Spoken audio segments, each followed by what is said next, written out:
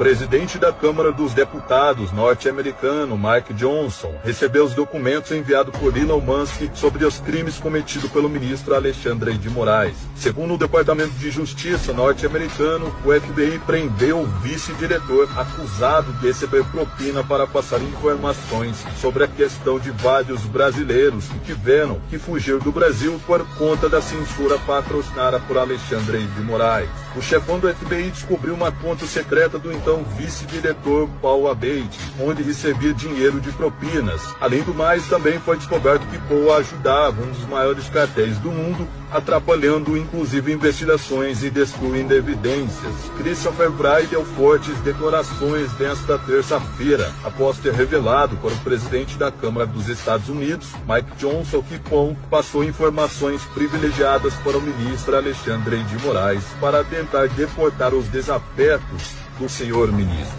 incluindo os jornalistas Paulo Figueiredo e Rodrigo Constantino, no qual estão protegidos pela Constituição norte-americana, já que Moraes tentou incluir ambos os jornalistas na lista vermelha do FBI de mais procurados, sendo negado pelo diretor-geral Christopher Wray. Recebeu um aviso do chefão do FBI, onde teria rasgado a ordem judicial de Moraes para deportar os jornalistas, já que os Estados Unidos não reconhecem a existência de crime algum cometido pelos jornalistas. O ministro, que não conseguiu cooptar o chefão da agência, mirou então no vice-diretor, que contactou através de um advogado conhecido internacionalmente como advogado dos poderosos cartéis. O então vice-diretor do FBI já havia sendo investigado por receber propinas de cartéis e agora acabou caindo definitivamente e enfrentará um grande processo que pode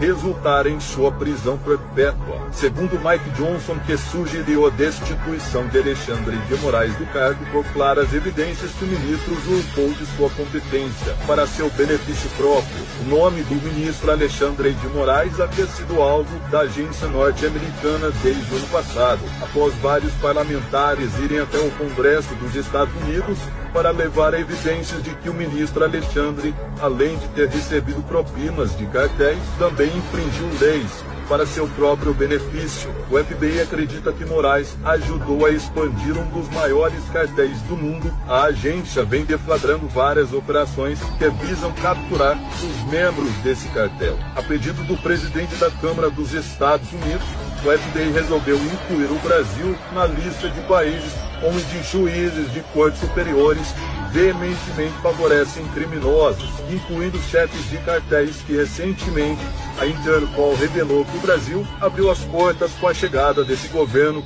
liderado por bandidos. Mike Johnson vê com extrema preocupação o avanço de criminosos poderosos corrompendo as instituições, visto que o ministro do Supremo favoreceu para que um ex-presidiário voltasse à cena do crime, já que os maiores cartéis estão conseguindo expandir seus negócios graças à nossa querida justiça. A polêmica morte do ministro Teoriza Vaz, onde abriu caminho para um ex-advogado do PCC entrar para o poder. A morte de Teori foi comemorada pelos bandidos que se encontram no poder. Pelo ator da Lava Jato na época, ele tinha um dossiê onde iria apresentar os nomes de pessoas envolvidas em corrupção e que hoje estão soltas graças ao ministro Alexandre de Moraes, que roubou essa cadeira no STF. Foi muito conveniente que um desconhecido, na época advogado de facção criminosa, onde recebeu 4 milhões desta mesma facção, ganhasse uma vaga na maior corte de justiça do país, onde esse mesmo advogado, acusado até de plagiar a tese do mestrado,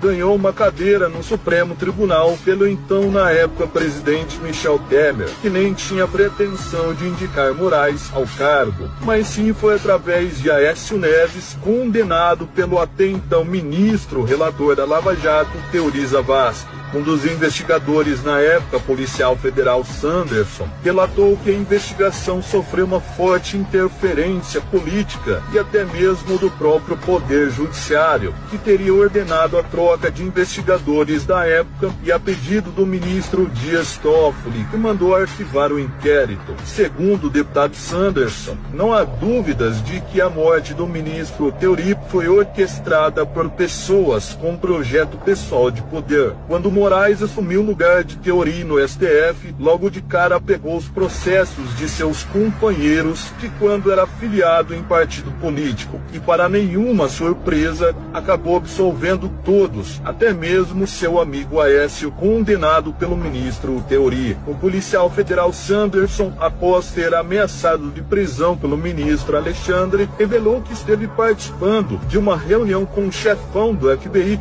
Christopher Wray, e também pelo delegado Rodrigo Bartolomei, que viajou para os Estados Unidos a fim de entregar pessoalmente ao diretor todos os esquemas de corrupção do ministro do Supremo, incluindo a coação de policiais federais que denunciaram Alexandre, afirmando que o atual diretor da Polícia Federal foi subornado pelo ministro para que cedesse a PF a fim de cumprir ordens absurdas, totalmente ilegais, a mando de Moraes. O delegado trabalhou ao lado do diretor-geral para derrubar um grande cartel que estaria operando no Brasil, mas após esse governo liderado por bandidos subir ao poder, o ex-presidiário e sua quadrilha mandou que os agentes que estavam operando no país numa força-tarefa organizada para combater o tráfico e políticos corruptos que estão na folha de pagamentos de facção, os agentes foram expulsos pelo ministro Alexandre de Moraes, que enterrou essa força-tarefa. O senador norte-americano Dan Sullivan, veterano na guerra do Afeganistão, que também é um ex-agente sênior do FBI e atualmente preside uma comissão no Senado norte-americano que analisará as denúncias apresentadas por